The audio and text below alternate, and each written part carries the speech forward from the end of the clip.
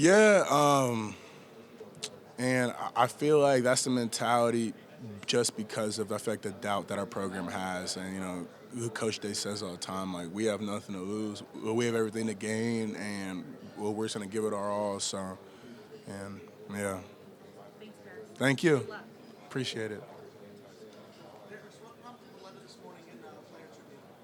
Yeah, so that's something that I worked on with them about 2 weeks ago, and that was a fun story. And they reached out to me, and they were asking if I wanted to work with them, and I've always read their stories, and they just wanted, and they thought it'd be cool for Buckeye Nation to be able to, hear perspective from like my journey to coming to Ohio State and how I feel about playing about Ohio State and relationships I built with Coach Day and Coach Meyer, and well, before the game, just as like I guess like a treat to the fans, you know, let them know about my experience here. It was a very emotional letter that you put in the players' review this morning. What would one more game mean to you playing? I feel like it's one of those things where like and like it's not on your mind in the middle of the season. But I feel like every time you get to like one of the last couple games of the season, you have those moments where you're just taking in every meeting, you're taking in every practice, you're taking every coaching point because you never know when it could be your like last or not. You know what I mean? I thought about like the like Rose Bowl last year, like with like Thayer, like part of me I just want that game to end because I knew that was his last game. You know what I mean? So I feel like for me, just being able to be here like for each moment because at this point, I have to earn each game I play in at this point. What does it You mean know. to control your destiny at this point? Being able to determine yourselves if you make the national championship. Yeah, so this is exactly how you want it. Like it's up to us. It's up to our preparation and how we show up and what God's will is at the end of the day. On top of that, so I think to be back in that position to be able to control your destiny is important. Thank you. I've worked with the Houston Chronicles. CJ is on their radar for the horse and the scouts had told me he's a pocket passer. They want to see him ad lib out of the pocket. He make a good out of that. Does he do that? They say they want to see him. What do you think? Can he do that? Yeah, yeah, yeah. CJ has a lot of tools that I feel like a lot of people aren't fairly looking at. I would say that like you can look 2 years ago versus Michigan State when he took it. I don't know, like a 60-yard run. So obviously, he has the speed, he has the agility, he has the shiftiness, and he shows a lot in practice. It's one of those things when you compare our team to some other teams with mobile quarterbacks. It's one of those things like how many times has CJ had to really run in comparison to a lot of other teams where they have quarterbacks who run well when they don't have to, but it's in their skill set. But I feel like I as offensive lineman I love the fact that CJ stays strong in the pocket. You know what I mean? Because the last thing you want is to try to take somebody upfield and he runs right into the block and now it's unnecessary hit on the quarterback, right? So him being able to trust me that I'm going to be able to reroute but my guy one way or the other to keep him out of his face and he's staying strong in the pocket. That I do know. When he stays in the pocket and he's not moving, I know it's going to Marvin or Mecca or Cade and it is gone. Like, you know what I mean? So I feel like, there's two sides to look at it as if, some people say, he needs to do more with his feet, but I would say I try to put it on us as the offensive line is that personally, I feel like, he's our quarterback. If he doesn't want to move in the pocket, he doesn't have to move. We got to do our job better so he can do what he does because when he does, it's incredible. Thank you. Um, the NFL has decided the best way to get to the quarterback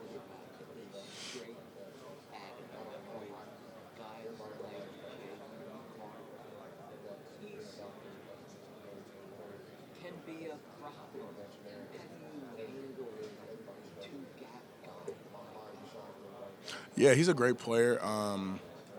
I think it's up to I trust our interior, the three offensive linemen, and I trust that they know their job, and we trust our training with Coach Fry, and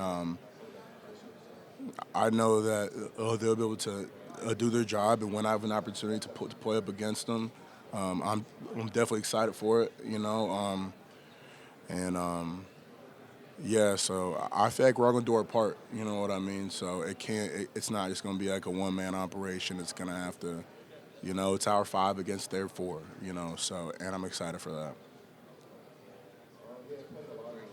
Hey, thanks for helping. Yes, sir. Thank you. Have a great day.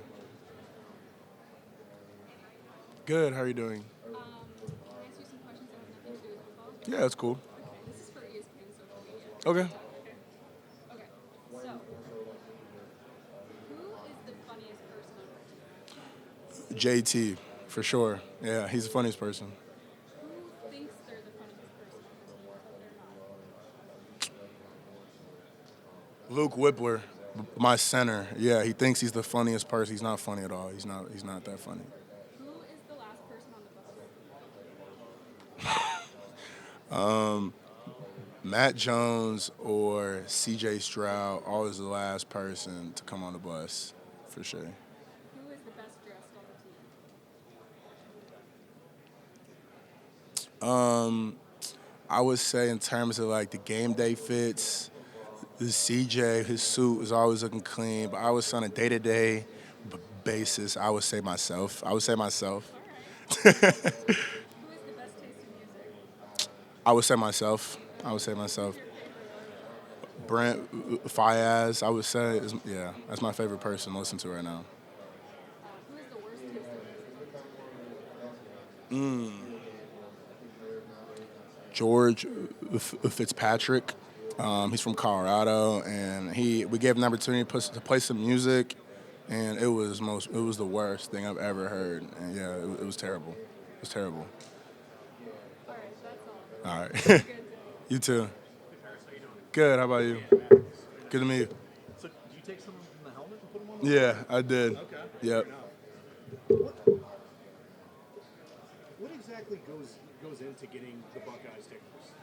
Yeah. So you get them after each win, and depending on also your team, your how well your unit performed, and then also after that, well, what did you do personally on top of that to be able to gain stickers? So for offensive linemen, I feel like it's a little more group oriented compared to the skill positions that have the ball.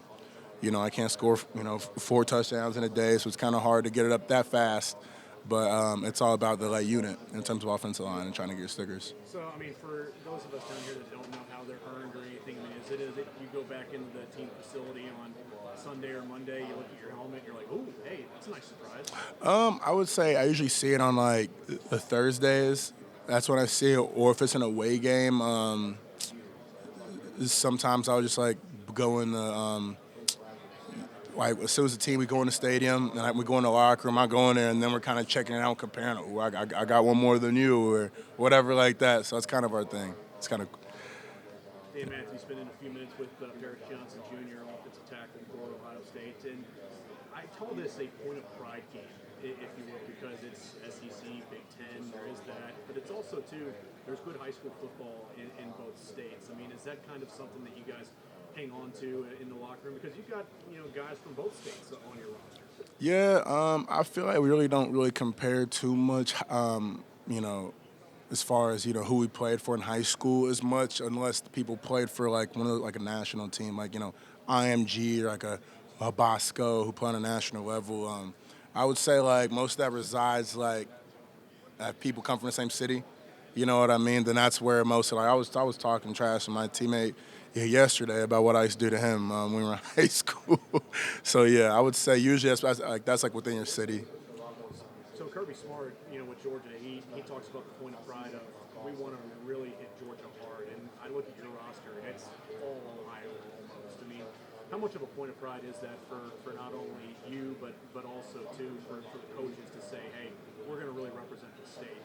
Yeah, I would say Coach Day's done a great, thing with that. As far as being able to recruit a lot of them, Ohio players, I would say we have a lot of. I feel like compared to like recent history, like, we have a lot of guys from Ohio, and even like the classes coming in. I feel like he's done a great job of that, of like bringing in Ohio players that know the culture of Ohio State. This defensive line for Georgia, people talk a lot about Jalen Carter, but I mean, they've got other guys that can also, wreak trouble. What do you see from them, and what do you think is going to be a challenge tomorrow? Yeah, I see a lot of great talent and ability, and I would say, I've said this to other people, but I feel like on film, I feel like I've played a lot of great teams this year with talented players, but and they have a lot of talent ability from God. But the one thing that I see a lot is that sometimes there's a tendency for laziness when you're consistently defeated. And I would say they have a motor that is unlike a lot of guys I've seen this year, which stood out on film. Not just the production that they had, but the fact that they keep going, which I respect.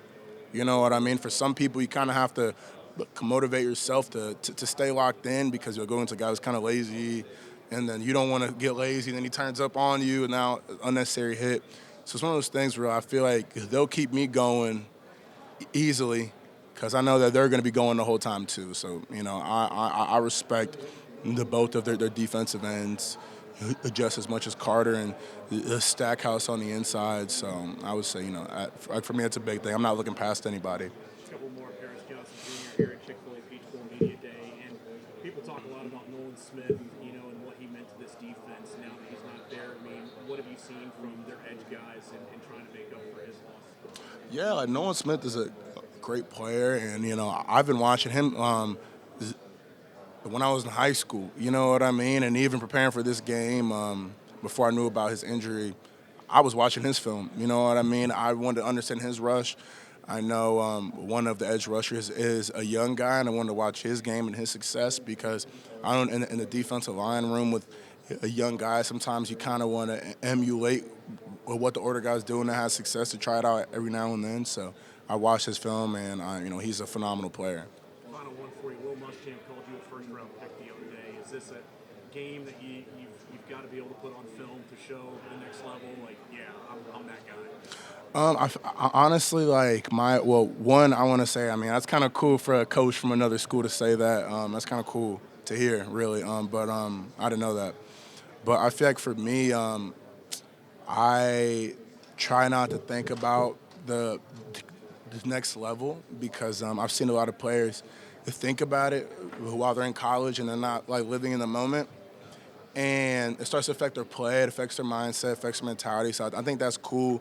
So as much as I could say this game is a big thing for trying to solidify like what I want to do in the future, I would say my mindset is getting to my spot in protection, using my length, and I want to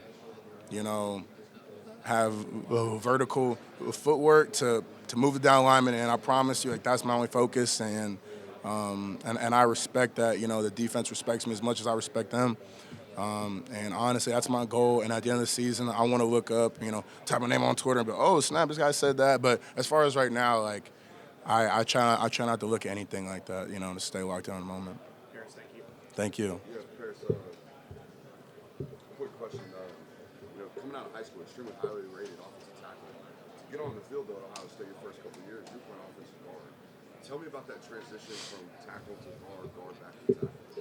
Yeah, so as soon as I came in, I was a left tackle, and then after like one practice, he was like, hey, Paris, you should go to right tackle. You have a chance to compete with Nick Petit.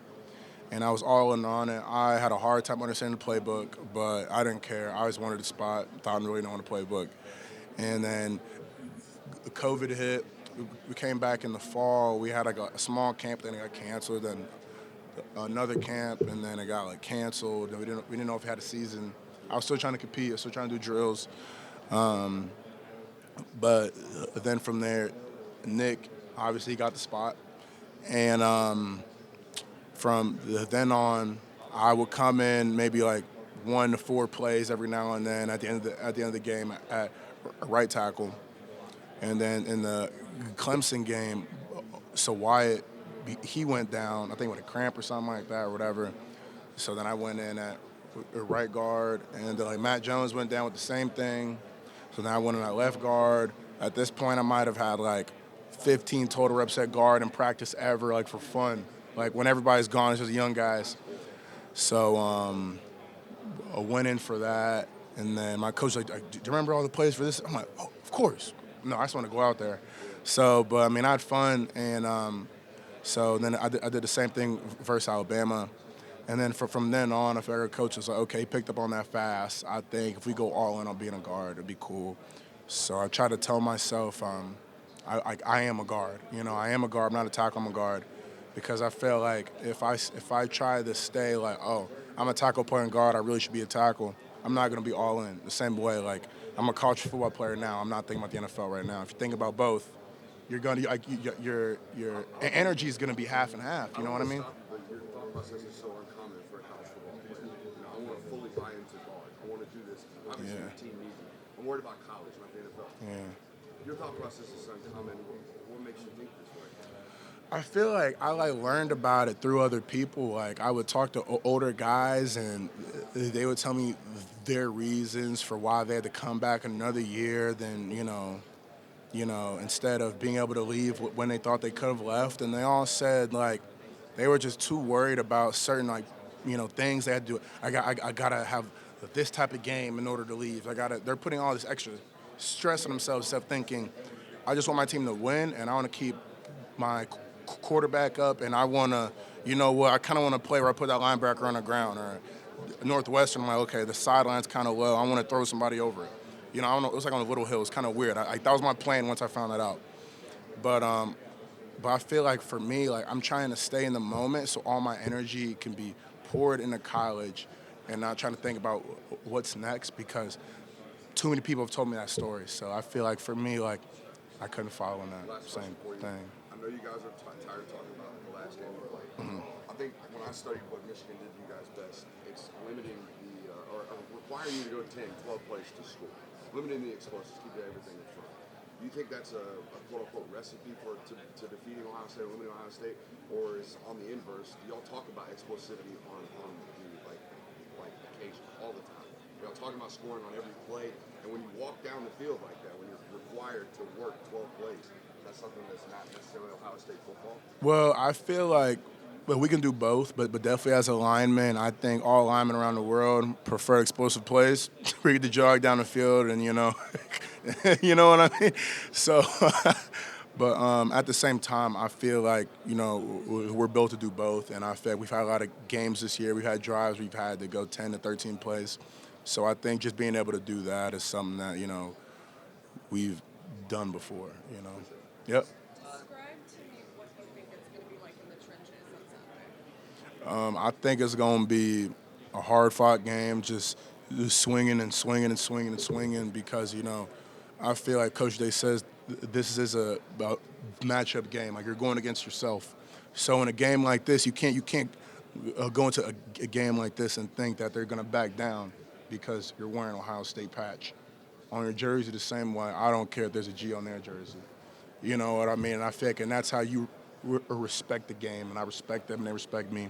So I feel like it's just going to be swinging and swinging and swinging for 4 quarters, so it's a 4-quarter game. You talk about respect. Do you feel like you guys haven't really gotten that given what happened in the last game? Yeah, I can definitely say that we lost a lot of respect after that game, going to this game, but that's I feel like now we're sort of playing with house money. Like, it doesn't really matter now. Like, we aren't, losing anything. I feel like at this point we're the only team here in the playoffs with some of the game. I think I saw that you were a journalism major, right? I am. I love to write, and I think when I got into it, I thought I'd be writing all these long articles and long stories, and then when I got to Ohio State, I started to get these word limits, and I had to learn how important, you're trying to tell a story with the fewest amount of words, and that was kind of hard for me. But once I learned how to do that, it just became fun to do. I do So I don't know. Like I feel like for me, it just became something that's like really fun to do to tell other people's stories. I like to find a lot of groups out there, like a lot of community service groups on campus, and because that's what I covered. Like I covered, the disability, the diversity and accessibility on campus. So I covered a lot of those type of groups on campus.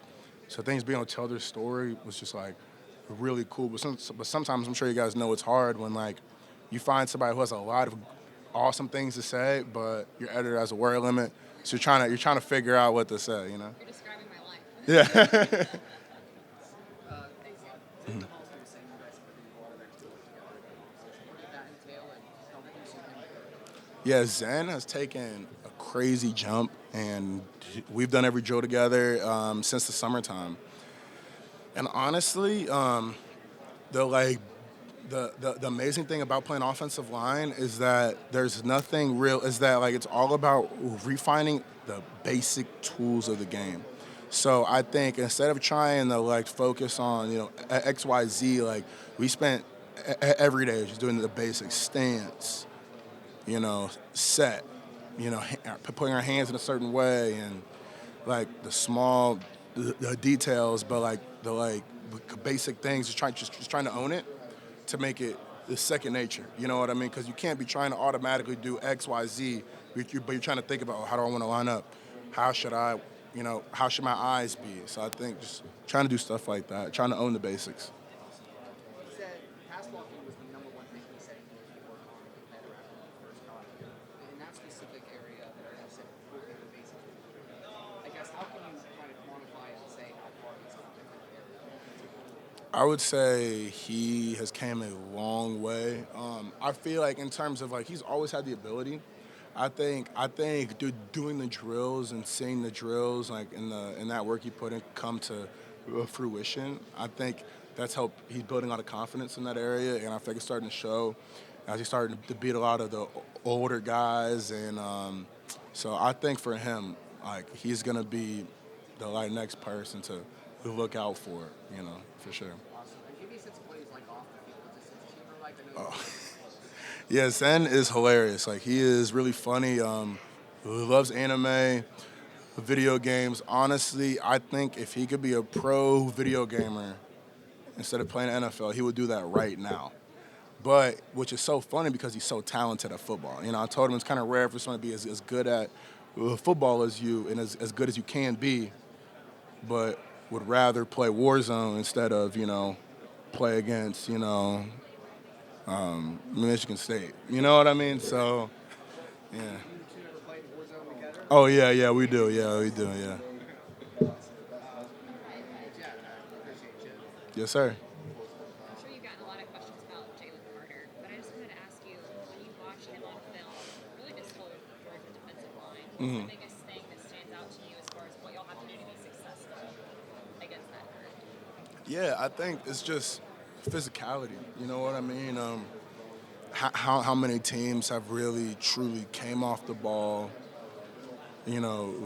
physically just trying to impose their will, but like I out of respect for their ability and not out of fear for they're the big bad guys, I gotta put my hands on them out of fear, and that caused you to get swam, that caused you to get push pulled because you're tired of fear, you're kind of nervous versus like I respect these guys, so I'm not gonna do anything other than my absolute best. You know what I mean? Than what I absolutely have to do, which is revert back to my training. So.